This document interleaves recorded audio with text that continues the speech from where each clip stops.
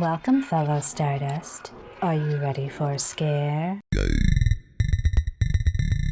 I see you've come back for more.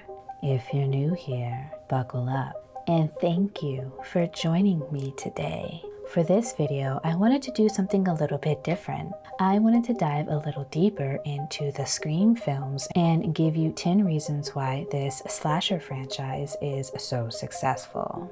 With its latest installment set to release on January 14th, 2022, it continues to draw in new fans, and OG fans like myself are chomping at the bit for this new film. So let's take a look at some of the things that made this film stand out from its predecessors and how it held the title of highest grossing slasher film from its release date until the release of Halloween in 2018. Spoilers are ahead.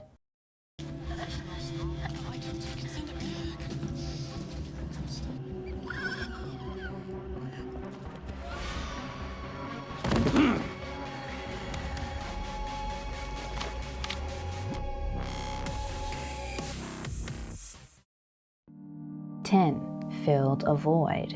Kevin Williamson, the writer of Scream, is a huge horror movie fan, and in the early 90s, he felt that there was a void in teen horror. Halloween was his favorite horror movie, so it was probably an honor to have finally been surpassed in the box office by the very franchise he looked up to. He even went on to write the story of Halloween H2O in 1998, though he's uncredited. In the early 90s, there were films like The Village of the Damned, Interview with the Vampire, Mosquito, It, Nightbreed, The People Under the Stairs, Leprechaun, Body Snatchers, and so many other great films. But there weren't many films that could be categorized as a teen horror or a teen slasher, like many films are today and were in the 80s. The 80s had things like The Lost Boys, Prom Night, Sleepaway Camp, Nightmare on Elm Street, and Friday the 13th. The 90s took a more psychological approach to horror movies and gave us a little less gore. Kevin jumped on the psychological thriller train with Scream and would go on to fill the teen void even more with staples like I Know What You Did Last Summer, The Faculty, Teaching Mrs. Tingle, Dawson's Creek, and The Vampire Diaries. For Scream, Kevin's inspiration was sparked when he saw a news report on TV about a serial killer dubbed the Gainesville Ripper, a man who killed a family of 3 in Shreveport, Louisiana, and 5 college students in Gainesville, Florida. For the full story on Danny Rolling, click here to watch my video. If nails aren't your thing, you can just listen to this episode as if it were a podcast. 9. Human killer versus supernatural killer. The killers in slasher films in the 80s and early 90s were supernatural in one way or another, even though they may have looked human or were human at one point. Michael Myers was portrayed as an evil entity that couldn't be killed. In Child's Play, we had a human who possessed a doll using voodoo. Freddy Krueger lived in your dreams, and Pinhead was a straight-up demon. A couple of exceptions would be things like Ice Cream Man and Prom Night, but for the most part, killers weren't humans. Making the killers human made the world in Scream one we could relate to and see ourselves in, which made it that much more frightening. We begin to wonder who in our own lives might want to slice and dice us up. 8. A different killer each time. Because we had a different killer each time, the viewers got the opportunity to guess who done it, and also try to figure out the motive. Slasher franchises centered around the killer, whereas Scream centered around our protagonist, Sidney Prescott, played by Neve Campbell. While it only made sense for other slasher franchises to feature the same killer in every film, having it be someone new in each Scream installment really allowed the story to evolve and gave audiences the opportunity to watch the characters grow. Having the same characters, especially the main character, Sidney, in all of the films could have been made a reason all on its own, but it really ties in with this point. Instead of jumping around to different people's storylines or going to locations around the world, we focus on the life of Sydney in this fictional town of Woodsboro and get caught up on how she's been coping since 1996. Even though the killers were different in each movie, the voice always stayed the same. This brings me to my next point. 7. The same voice in each film. Even though the killers were always different, we were still able to recognize the familiar voice on the other end of the line, just like Sydney. When Sydney answered the phone for the first time in each film, we first saw the instant fear in her eyes. And then we saw her wheels begin to crank as she tried to figure out who the killer, or killers, could be this time. The voice created a common thread throughout the film, along with having the same main characters, as well as the same costume, which I'll get into in my next point. A fun fact about the voice of the killer is that none of the actors actually saw who was behind the voice in real life.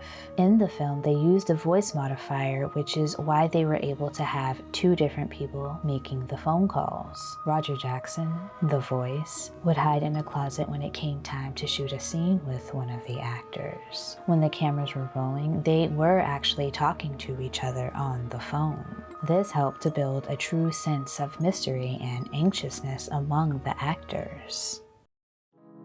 6. The mask. The Ghostface killer mask will forever be an iconic image in pop culture.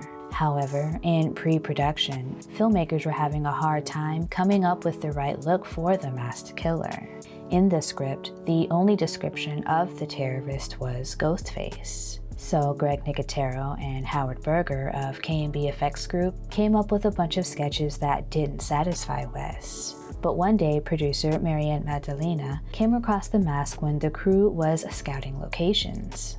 They were at the house where Shadow of a Doubt was filmed, when she saw the mask laying around in one of the bedrooms. The studio and Wes liked the mask, so the effects group went to work modifying it so they would avoid copyright infringement. But luckily for them, after a bit of back and forth, the original makers of the mask gave them the rights to use their design. Staring at this mask stirs up many different emotions like fear, sadness, uncertainty, and anger. We can also see these emotions in the one expression that this mask is giving us. It almost looks human, but its elongated eyes and mouth distort the face into a ghostly figure. It looks a lot like the figure in the painting The Scream by Edvard Munch, which has been an iconic image for over a century now. And it's said that the designer Bridget Slearton at Fun World was shown the painting when told to come up with the design of the mask. 5. The franchise knew how to evolve.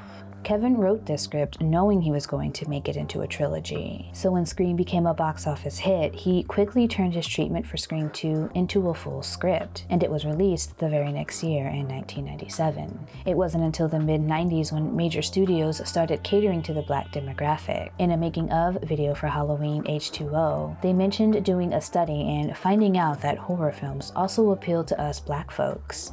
Well, no sh*. So that's why you'll notice this wave of Black characters taking on more roles or even lead and supporting roles. In the 80s, there was an increase in the casting of Black people, but more times than not, they were characters that were just background characters, the one with attitude, and always the first or second person to be killed off.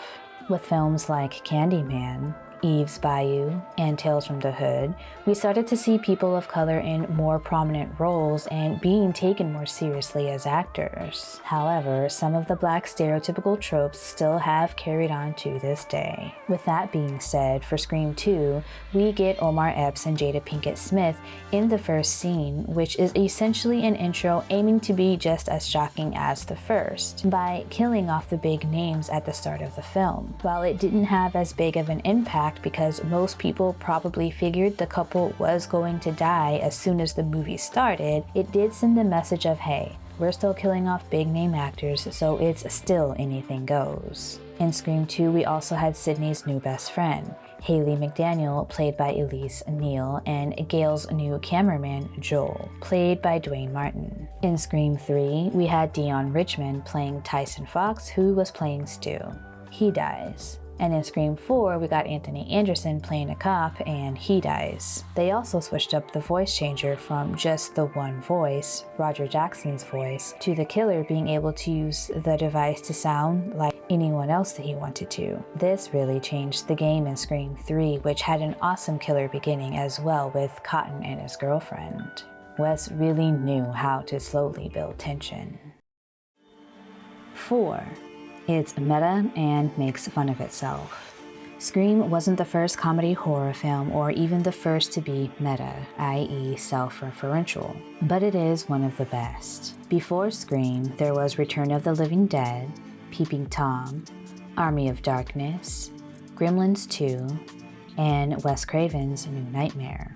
After Scream was released, there was a huge wave of films like it and its predecessors. We got things like Shaun of the Dead, Funny Games, Zombieland, Tucker and Dale vs. Evil, Cabin in the Woods, Rubber, Behind the Mask, The Rise of Leslie Vernon, and so many more. Scream executed this meta style of storytelling with so many layers. The killers were on the phone talking about some of the greatest horror films. Randy was explaining the tropes of classic horror, and the film Halloween was the backdrop for the entire third act, where we even get the score of Halloween during the climax in Scream. While these self-referential moments were often comical, there was still a whole other side to the story, the real and tangible one of Sidney, a character most people were able to connect with and or have sympathy for.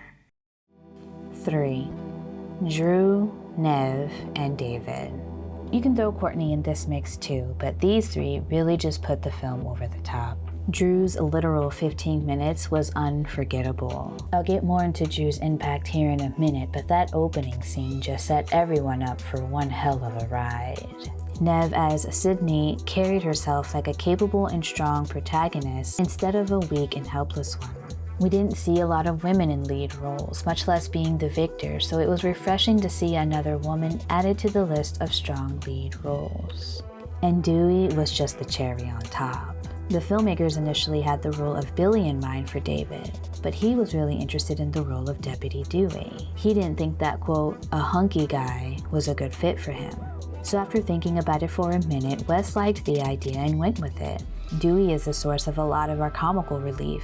His character could have easily gone too goofy, but David Arquette was able to find that perfect balance of silly, but still give us that human touch, with that goofy but sincere look in his eye. Along with Courtney Cox, Rose McGowan, Jamie Kennedy, and Skeet Ulrich, this was one of the first films to use big names in a horror. They weren't huge celebrities just yet, but they were especially known amongst younger people. This was another game changer. Horror is the stepchild of Hollywood and the filmmaking business, so a lot of times, especially in the beginning of filmmaking, it was, and still is, hard to find bigger names willing to be in such films. Thankfully, in the past couple of decades, we've witnessed a growth in the appreciation for the horror genre, and we're getting all kinds of dark, creepy, and weird stuff made by anyone from producer Leonardo DiCaprio, to comedian Jordan Peele, to comedian and producer Mel Brooks.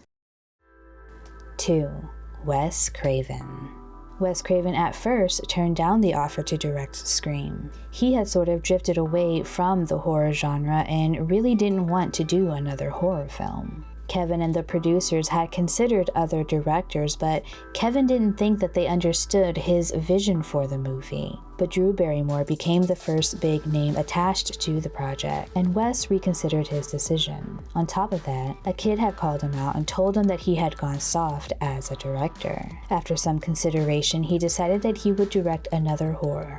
Actually, another 3, since he and Kevin would be contracted to do all 3 films in the trilogy. With Wes's vision, the story Kevin wrote came to life in a perfectly playful yet sinister way. As I mentioned before, Wes was a master at slowly building tension. One example is when Sydney is at home waiting for Tatum to pick her up to go stay at her house. When she walks into the living room where she takes a nap, she walks by her closet where we all hear a creak. She hears it but doesn't investigate. When she wakes up and is on the phone, we then see the killer come out of that closet, telling us he had been there the entire time she was sleeping, adding to the creep factor. And 1. The Drew Barrymore decision. When Drew Barrymore read the script for Scream, she couldn't put it down. She was eager to sign on to the project. Both Wes and Kevin had it in mind that Drew would play Sidney Prescott. Of course, right? Well, Drew asked if she could play the role of Casey instead. The filmmakers were hesitant at first, but she pressed them, and she said that casting her in that role would make the audience think that anything could happen in the film.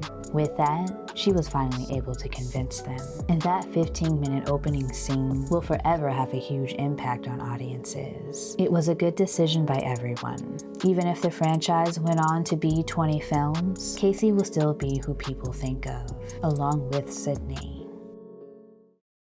Well, that completes my list of the top 10 reasons why the Scream franchise is so successful.